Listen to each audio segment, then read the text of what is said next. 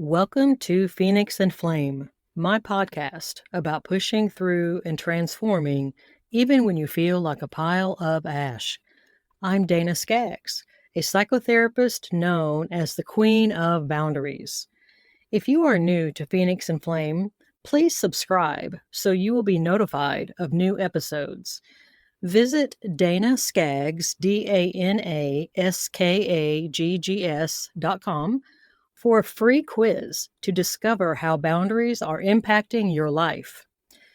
This podcast is not intended as psychotherapy. If you are in crisis, please call 911 or contact your local crisis hotline.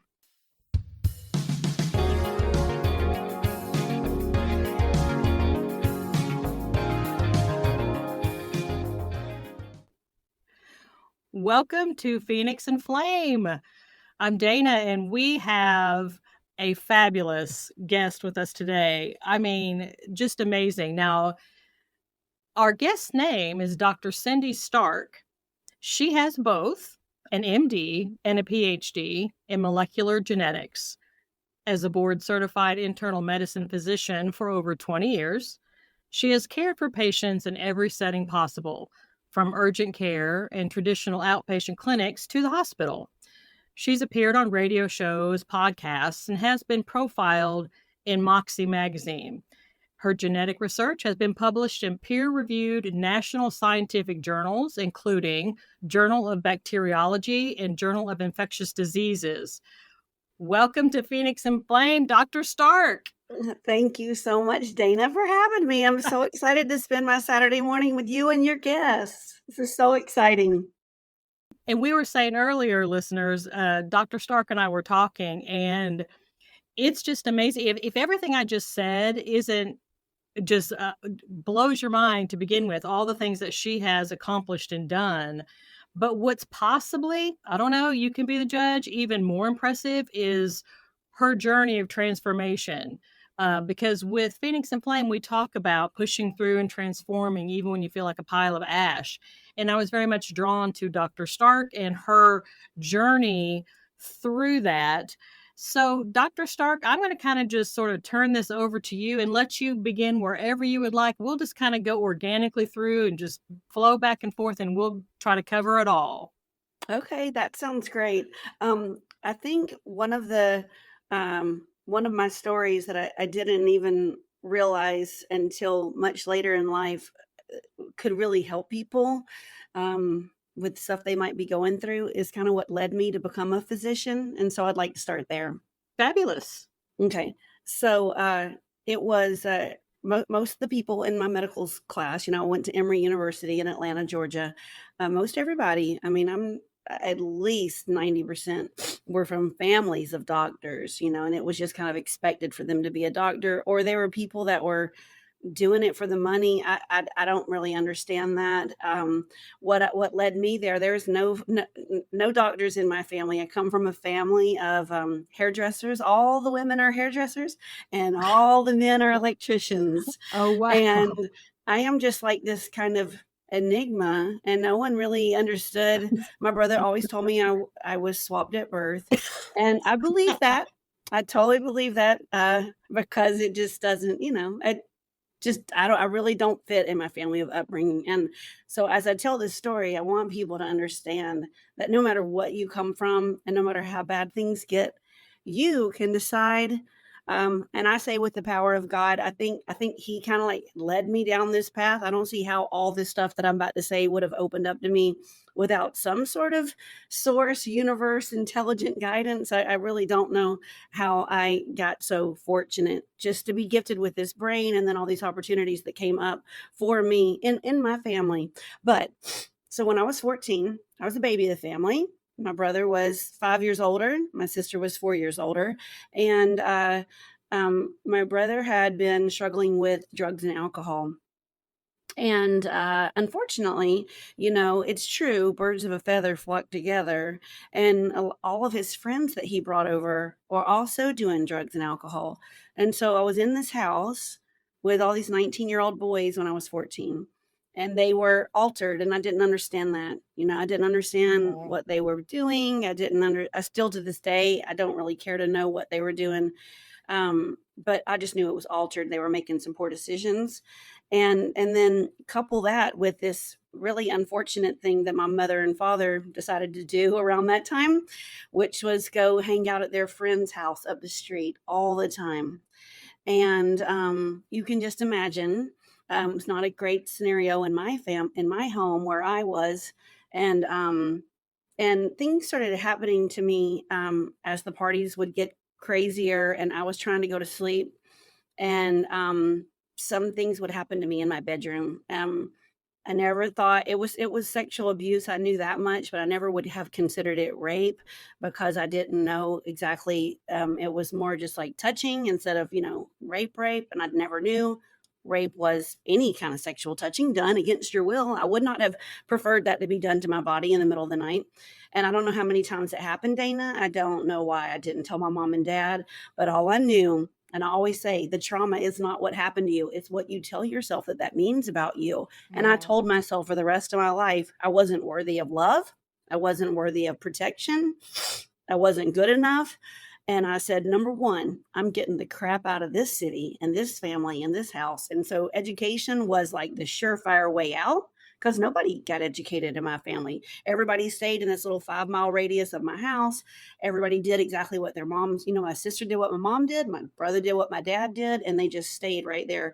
And so I got out of there. And then I realized when I was around that college environment that everybody around me was becoming a doctor. And I had at the time thought I might be a nurse. I knew I liked taking care of people. But that's what led me into being a physician is uh just keep getting more and more education and more degrees behind my name to get away from my childhood. And sadly, it's really sad, but it worked. It And worked. I never got around it again. And there's that's how it happened. Wow, what a wonderful story, and you to be gifted, like you said earlier, to with a brain that Hmm. would allow you to do that and to Yeah. go to the classes and make the grades and to Yeah. pass the tests and pass Right. the entrance tests and all the things and go through residency and Yeah. all of I mean, that required a lot of intelligence, and so for you to have that, to be able to use that as an outlet and you said earlier that you felt like you had been a physician for all these years but that you also feel like you have transformed and you're a healer and that is really this wonderful part of your journey. So tell us about that part. So this awful things happened to you that you didn't have any control over and you were struggling with feeling worthy and you needed to escape. So how when did you start feeling differently about yourself and how did that happen? Yeah. Oh goodness. I okay, so I did want to say one other thing about being a doctor, and you saying all those exams, it just triggered something, a memory in me that I also want to share with your listeners. That and then I'll come right back to that Oh, question. good. But there I'm not a good test taker. Okay. I'm really good at studying, standardized test taker. I'm really good at studying material and writing things out. But you put me in front of an 8-hour exam with multiple choice, I get really panicked, kind of like a little bit of a test anxiety. And I just wanted your listeners to know that, and you too, that it's really embarrassing to admit, but I don't mind sharing my story because again, it's like I'm not perfect. I'm not No. brilliant. I just am a person who doesn't give up fighting. And I failed. There were these cutoffs, right? It was like, let's just say 0 to 1,000 was the possible scores on the test, and 580 and above is passing. Well, not once, but twice in all these 40 years of taking tests, I have failed that test. It's like they make you take this test every 2 years, then every 10 years. And twice I've made like 570 if the cutoff was 580. And I'm like, dang it. And I had to start studying all over again and take it again. But it doesn't matter because they let you spend another 6 months training and $1,000 on the test, and you can sit again. And I always pass it the second time once I get rid of that test anxiety. But I just wanted people to know that too. I mean, it's been a struggle, but I was so bound and determined to do it. I was going to do whatever it took, you know? But see, to me, that's even better because you were resilient. Your resiliency and your grit in Hmm. the face of literal failure, Yeah. and you're like, "Oh my gosh," and instead of just, like, curling in on yourself and thinking, Hmm. "I can't do it. I'm just a big failure," the whole imposter syndrome thing, like, "I just thought I was smart enough to do this, but I was wrong." Who am I You really? Yeah, who am I to do this? I thought I was one of those people, but I'm not. I'm really nobody, and I'm not smart enough, and I can't do it. And rather than letting all of that just suck you under the wheels, you kept going. And to me, that's amazing. That's even better than just passing it the first time. Yeah, thank you. Unfortunately, my daughter has, inherited this test taking, we call it anxiety. I mean, I don't know what it is. It's just like you show me all those dots and I freak out. Her dad does the same thing. And she inherited that from us. And so tests are really hard for her too.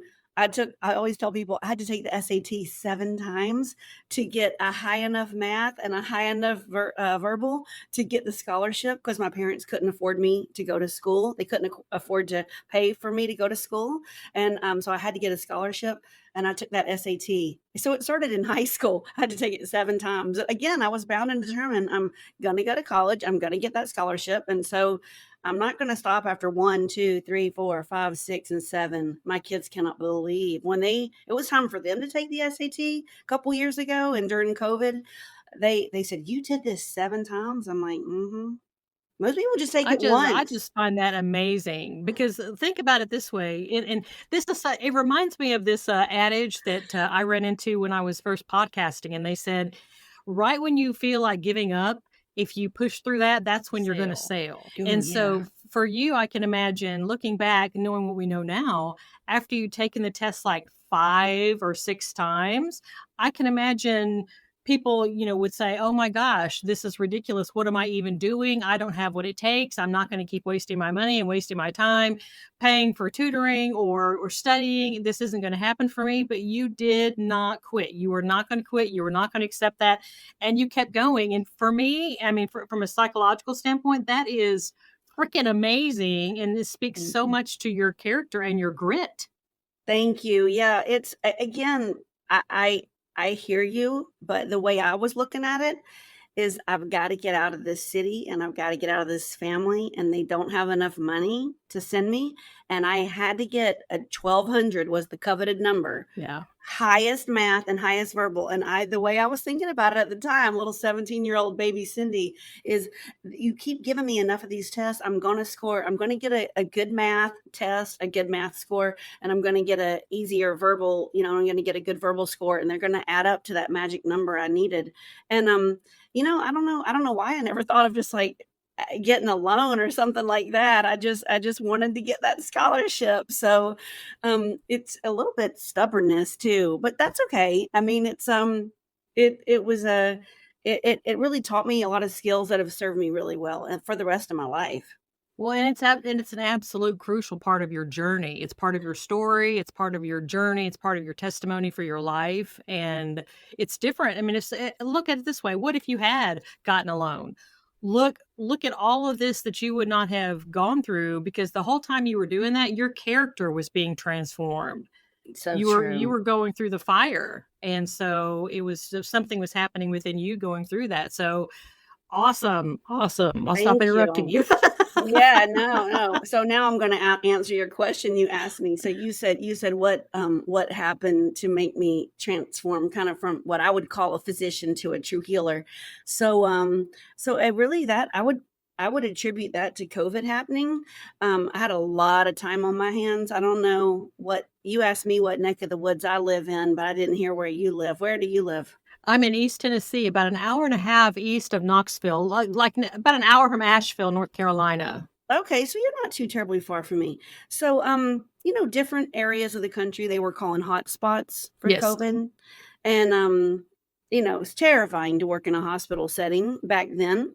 All I remember is that they took away all the support staff at the hospital. Most of us physicians, we have like one or two mid levels underneath us, a PA, a nurse practitioner, physician assistant, and they furloughed all of them and put them all on unemployment. And they left us doctors there in the hospital. They canceled all of the elective surgeries, and we were just sitting there. Like, I just remember, I just had this feeling of, I am ready for this just deluge, this influx of patients with COVID to come in.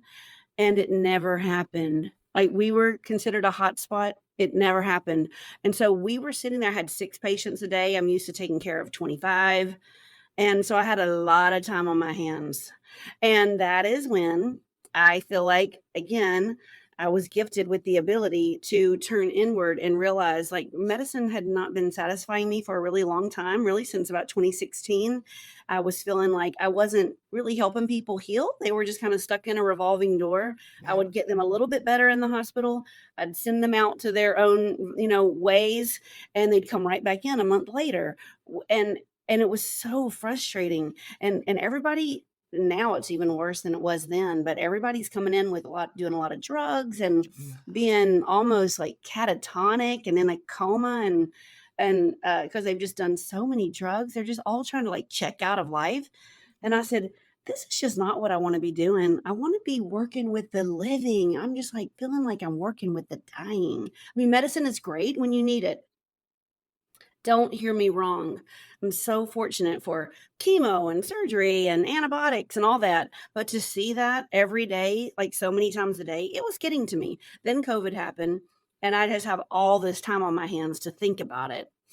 And I started this really long journey. It was a year-long journey of healing myself.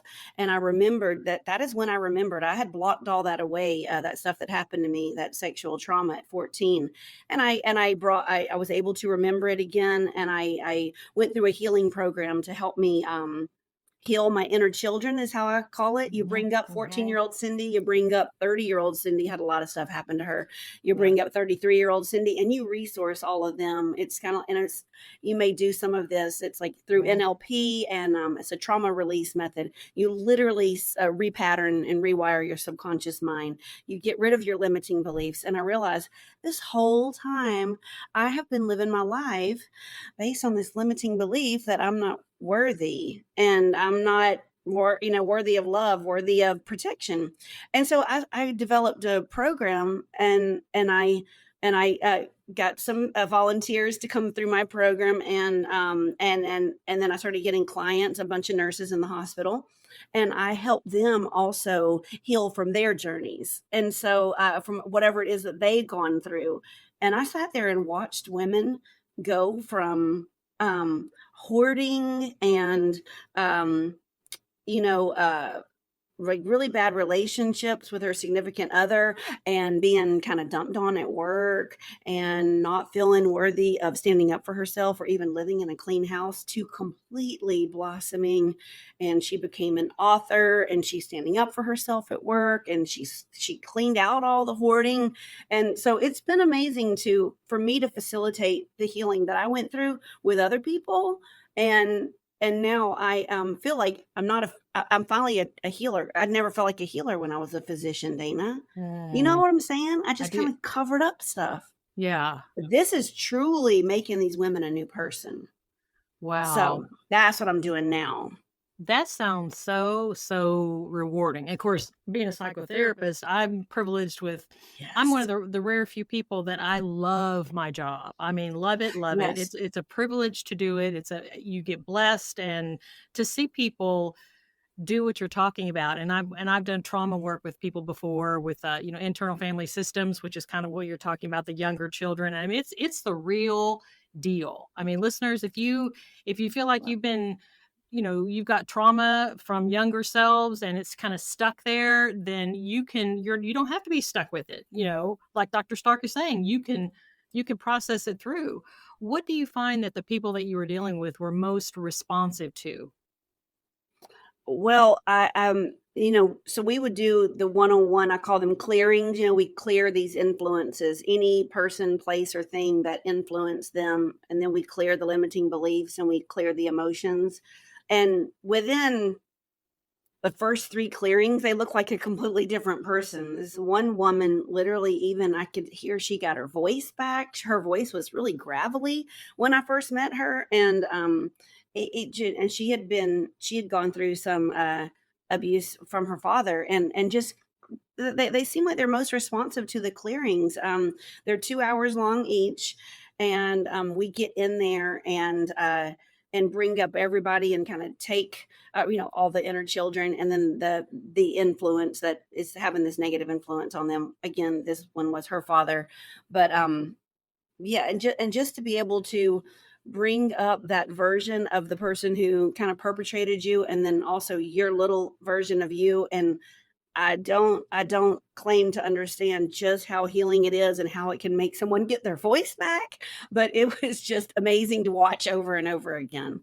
So yeah, I think they're most responsive to the clearings.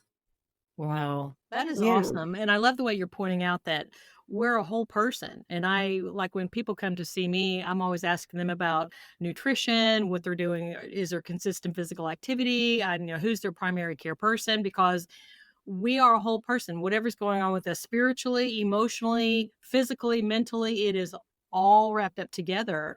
And so it's not unusual for our emotions and our traumas to come out and see them manifested physically, whether it's like you said, in their throat, like they can't speak, or gastrointestinal issues like GERD, or ulcerative colitis, irritable bowel syndrome, these kinds big of one. things. They're so connected.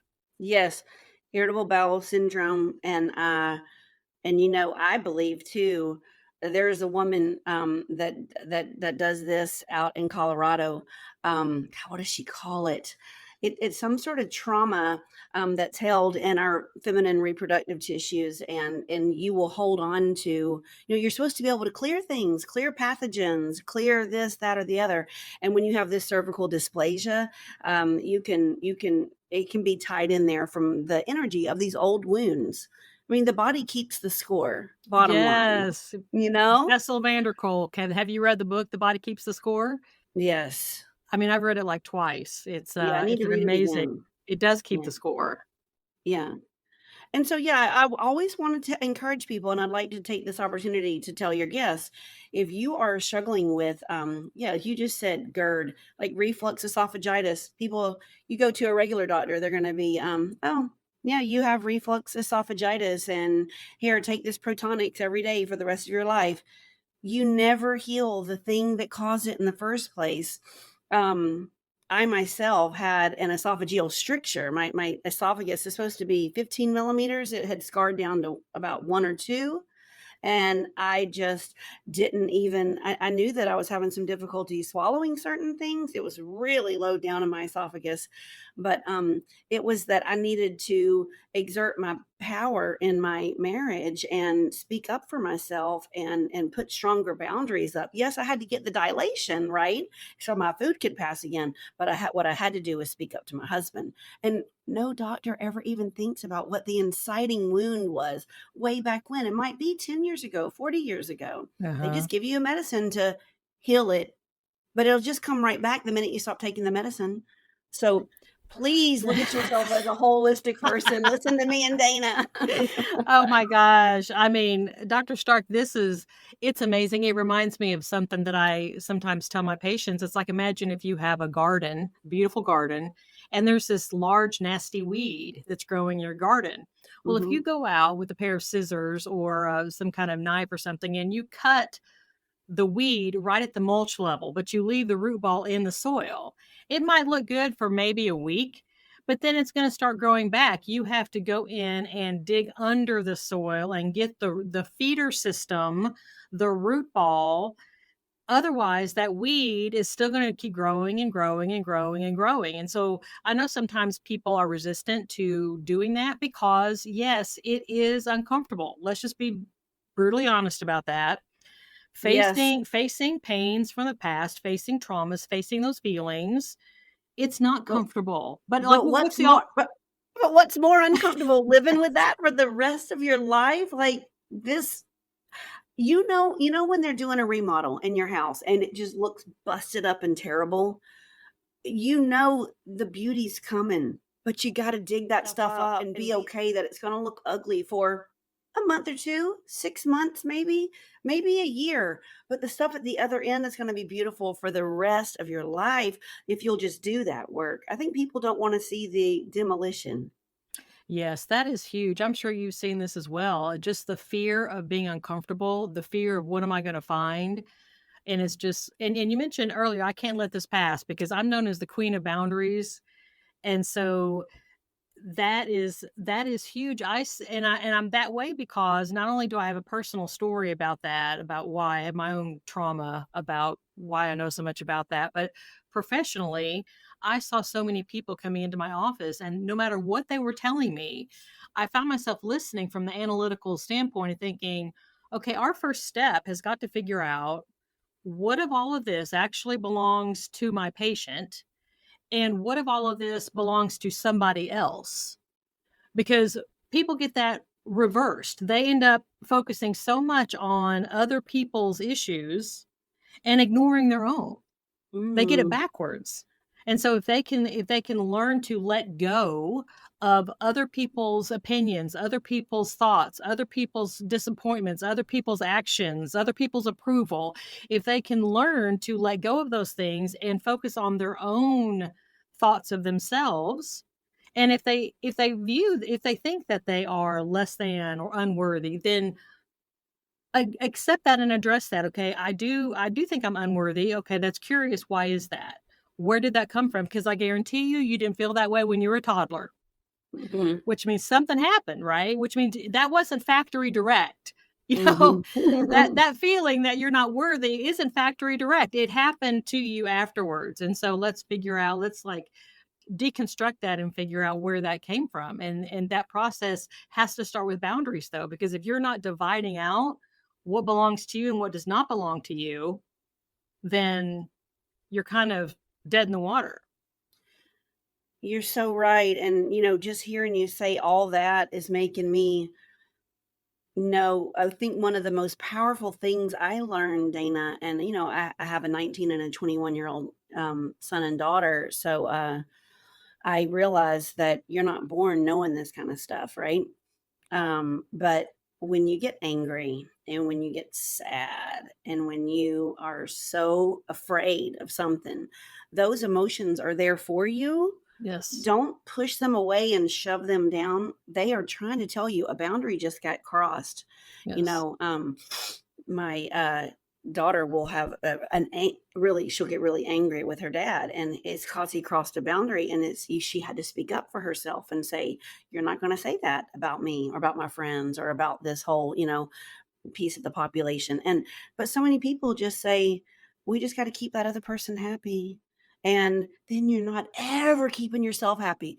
We could talk for a whole day Oh on my people gosh. pleasing. Dr. Stark, we could, oh Like, my goodness, we could for hours because, yeah. okay, let's just say the truth of the matter is we cannot please other people, to be honest with you, because their pleasure is technically in their brain, Mm, right? Where is their yeah, pleasure? It's in their brain. We don't have access to their brain. So we that's might do good. something. See, that's what I'm talking about. What I call it, what's in our yard versus what's across the fence in our neighbor's yard. It's like we get to look at what's in our yard and examine our behavior. Were we obnoxious? Were we yelling and screaming? Were we spewing profanity at somebody? If we were, then we get to own that. If But we how were. someone else hears us, that's not, we can't control that. If someone is pleased or they're peaceful or what, trying to keep the peace. Oh my gosh, how many times? Oh, I'm just trying to keep the peace. I'm like, really? Do you see where you're sitting right now? Mm, You're sitting in front of me. You're sitting in a psychotherapist's office. How peaceful do you feel right now? It's like that. It doesn't. Those are misnomers. It doesn't work that way. So I was very glad to hear you mention for yourself in learning the boundaries and learning to be assertive and knowing that yeah, you have that power to speak up to your husband or to coworkers or whoever, yeah. as part of that journey, that's amazing. Sometimes I feel as women, especially if we're married with kids and we work, which I feel like, all the people that I attract into my life are those three things. If we don't have good enough boundaries with our kids, my son was being a jerk to me on Easter. I was like, I had invited him to this beautiful thing, and he was criticizing me while I was trying to prepare a dinner because I live alone now and I like to say things out loud so that I don't forget things. And he was saying, Mom, we're over here trying to play a game. Can you please stop reading out the directions? I'm like, okay, excuse me, Wyatt. I'm over here preparing something for y'all, and I need to make sure that I don't get it wrong. And this is what I do. And he's like, and I let him know he crossed the boundary. He said, I'm sorry. I'm just not used to being around you while you're cooking. I'm like, yeah, we don't live together anymore. And this is how I cook. So zip it. If you want food, you just shut up. I'm letting you sit over there and play a game. But yeah, like you have to teach your kids, your coworkers, your boss, and your Yes. husband, Yes. how what's okay with you, because otherwise we just let everybody do whatever they want to do, and we're just a pile of mush. I mean, who are we even? We're just a shapeshifter, whatever they wanted, and Mhm. all you are, you just build up resentment all the time. Yep. And resentment is not a good thing, Dana. I think that's what gave me this stricture. And I mean, like it was right there in my solar plexus, like my powerhouse, right underneath my chest there. I was a major people pleaser, and I learned it at the hands of my mom. Come by it very naturally. And it has been, I'm in therapy every week trying to get rid of these tendencies because it maybe served me good when it served me well, when I Mhm. was younger, but does not serve me anymore now. I'm so glad that you help people in your life. Oh, I love it. It's my passion. I'm creating courses and things. I'm doing keynotes on boundaries, and it's just because it's just a huge, huge passion of mine. But I wanted to make one comment, and then I've got a question for you.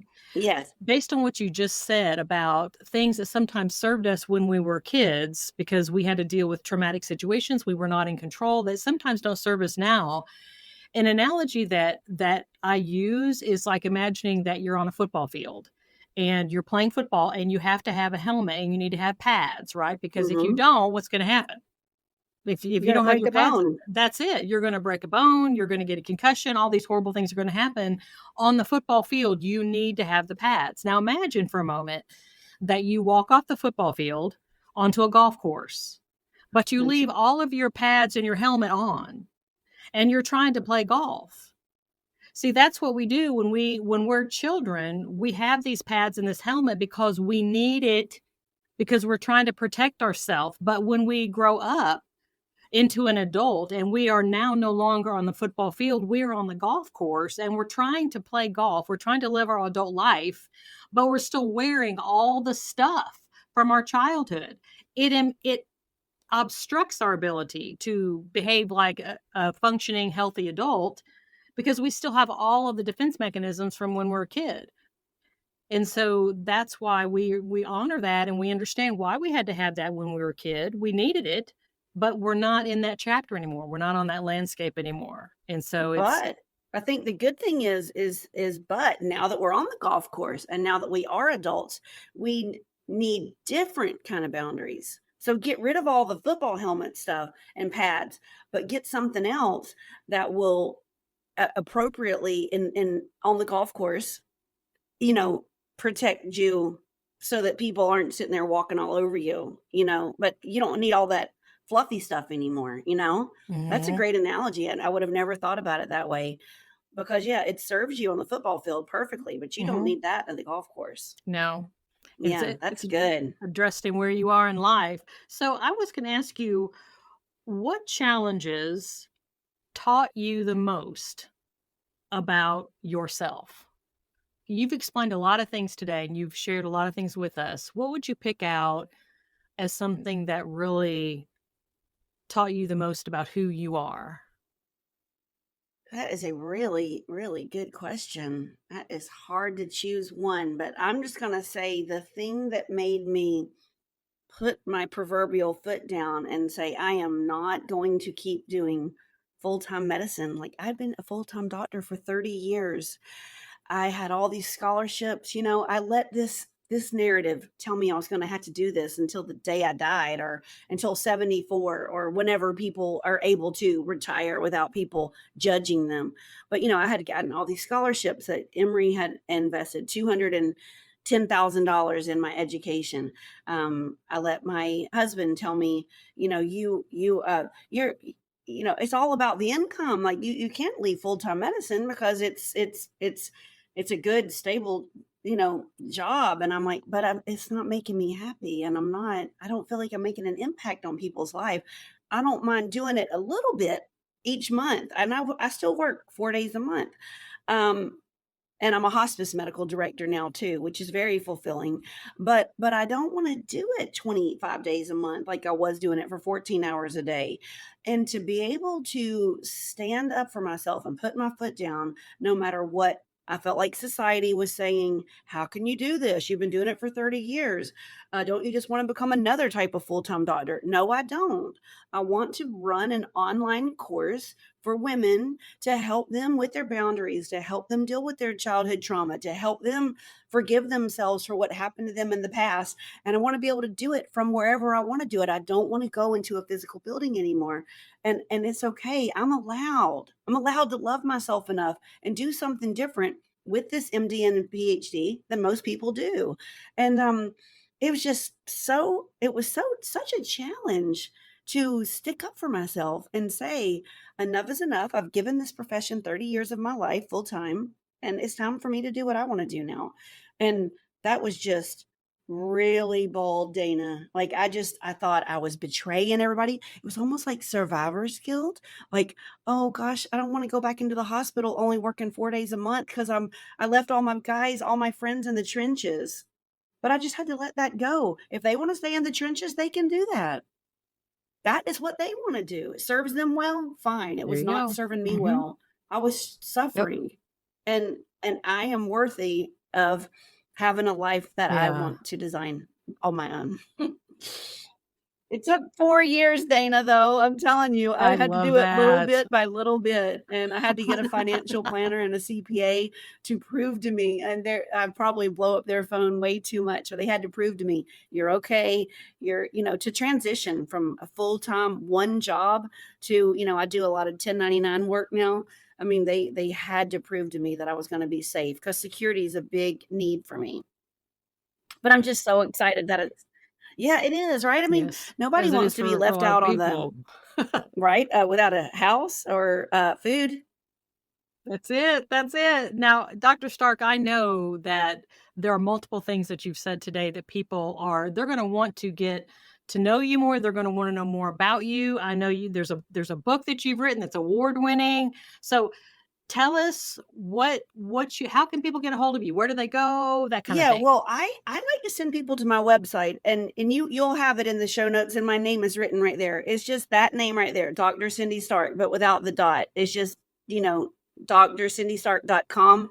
And they can one thing I'd like to give to your audience is there's um, a Calendly link. They can book 15 minutes with me just to see if anything I can do to help them kind of sort out maybe what's holding them back in their life. And it's a spark call, and it'll be right there on my website. They'll see it, and then my book is there, and any of anything, whether it's speaking that I've done or podcasts I've been on or magazine articles. And I feel like I'm most prefer the social media of Facebook. So if anyone wants to follow me over there too, that's where I'm most active. And I shoot a lot of video from the hospital because something will trigger me, or I shouldn't say trigger. That's a negative word, a negative connotation. Something will inspire me, like that. I have a major passion that I need to talk to my people after I see things in the emergency room, and I will just leave the emergency room and I'll just go on this really long walk, and I'll just like talk into my phone and tell people, in an appropriate professional way what I just saw and what you could learn from what I just experienced, because you see some crazy stuff in the ER. And so yeah, I love Yes. people following me on Facebook because I go live, every week that I work, and I love to interact with people there. Oh, that's awesome. Dr. Stark, thank you so much. I appreciate you Ooh. giving us your time and your willingness to be so open and transparent and sharing with us some of the journey that you went through. Thank you Oh, so you're welcome. much. Thank you for the opportunity to be here with you this morning. I really appreciate it. This is awesome. Okay, guys, I know you have heard numerous things today. You're thinking, oh my goodness, I have a best friend, I have a coworker, I have a relative that has got to hear what Dr. Stark has to say. Then share this podcast episode on your favorite social media websites or copy and paste the link in text or an email. Let's really expand and grow our Phoenix and Flame community so we can reach out and connect with one another and let us everyone know that you're not alone. I hope you've had a great day. I hope the rest of your day goes wonderfully. I'm Dana on Phoenix and Flame.